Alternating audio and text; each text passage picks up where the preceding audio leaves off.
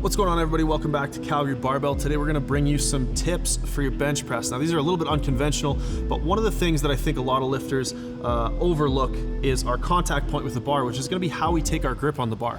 Everybody's experimented with wide grip, narrow grip, and a lot of people have even watched maybe some of our older videos. We did a video with Connor Lutz talking about the different sort of rotation you can get when you take the grip on the bar.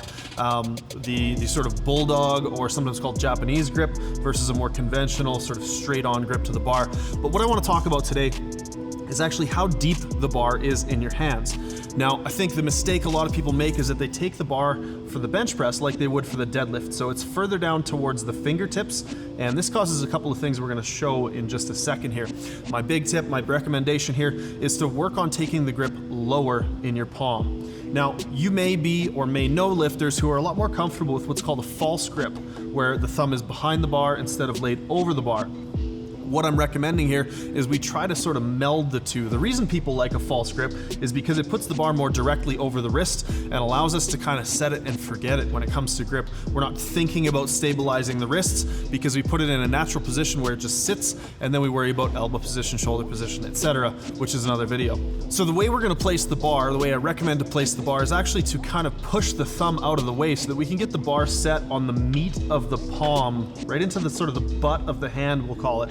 And that's going to allow you to stack it right over the wrist, and then we're going to fold or lay the fingers down across the bar. You can see there's actually a little gap here between my knuckles and sort of the first digit of my fingers and the bar. So we're more worried about getting that bar low in the hand than we are about having a super sort of contactful grip with the bar. We're laying the fingers down across it.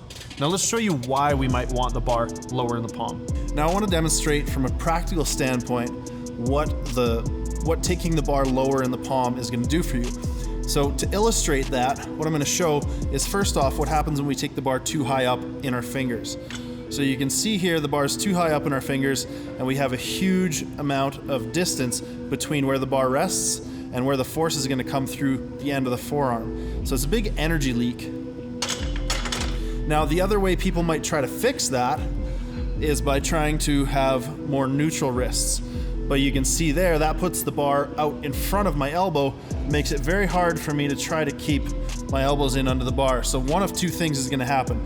Either we're gonna be back behind the bar and end up pushing the bar away off the chest, or the wrists are gonna cock back anyways, and then we're gonna be back in that same crappy position. So by taking the bar lower in the palms, it allows us to set a certain angle in the wrist, which is going to keep the bar relatively over the top of the forearm and allow us to keep the elbows in line underneath or just slightly in front of the bar. So we have better control over the bar path. It's easier to press the bar back over the shoulders as we go through the movement, and we're a little bit more sturdy as opposed to having to try to fight for an angle in the wrists that is not going to be maintainable. Now, obviously these tips are not necessarily going to work for every single person, but it is something I would recommend you at least try and see if it affects your bench press in a positive way.